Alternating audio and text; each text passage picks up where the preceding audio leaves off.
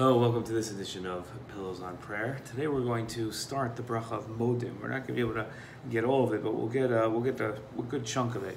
But before we begin the translation of the words and the explanation of the words, let's look at the themes of the bracha. And I think there are two themes here.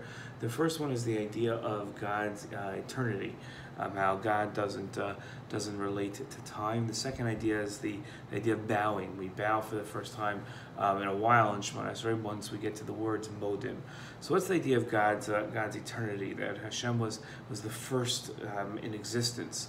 So in reality, if we think about it, and this has been proven by modern physics, the concept of time is not real, meaning that time is subjective, and therefore God exists beyond time. Since there's no time is just a way that we measure events passing and events to come. But because there's no true idea of time, God doesn't exist in time. So God doesn't relate to the world in the sense of before and after, because all of those things are a modern construct or human construct to be able to understand the world. But Hashem is always as constant as a rock, a shiur, a rock meaning that he doesn't change. And therefore, because God isn't fickle, because he doesn't change, because he's always in existence, so therefore he's always there for us to turn to. This isn't a being that we have to worry is going to lose their power or lose their ability to change the world, and therefore God is the perfect being to turn to for help.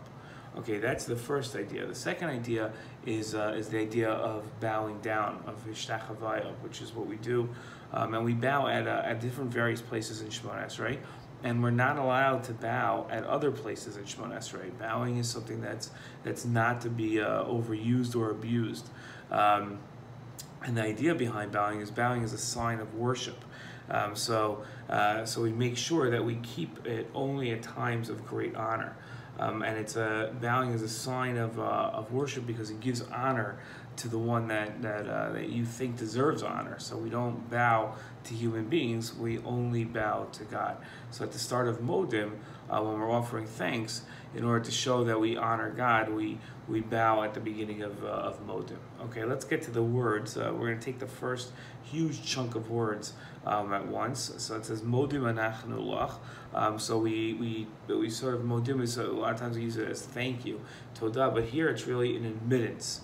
Right, we admit to you, Shatahu Hashem Elokeinu Elokei Avosenu, that you are God and the God of our forefathers. Right, that we admit this. We say, okay, we understand that you are God. You're in charge. You have complete and total power over us. Li'olam va'ed, for eternity.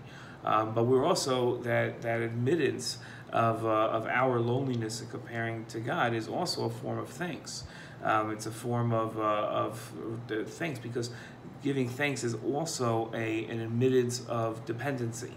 I have to offer you thanks because you did something for me that I needed, and therefore I'm showing you that I understand that I'm dependent on you.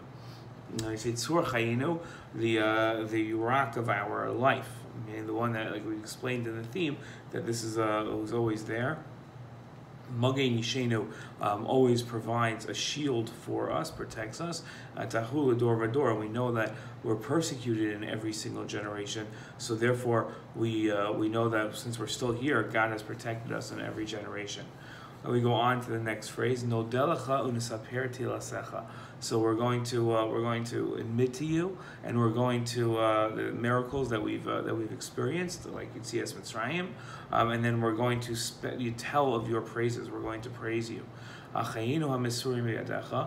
the times that we give our lives to you, right, and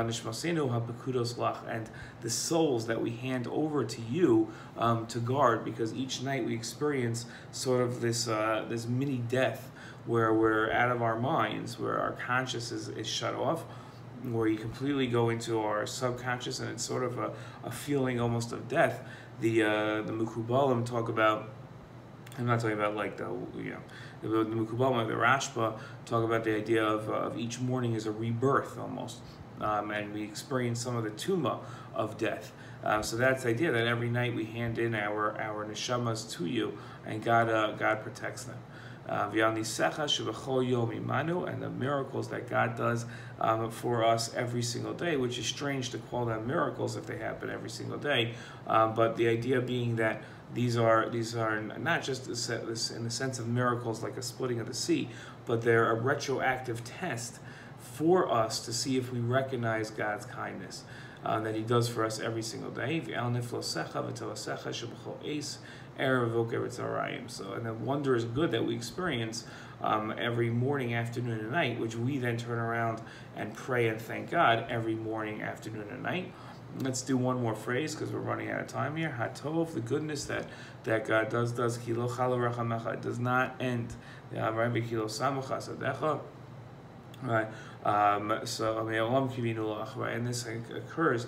The kindness that God does that never stops that starts from Adam Harishon and has always continued. Okay, we'll continue in the Bli Neder in the next Pillows on Prayer. Have a great day.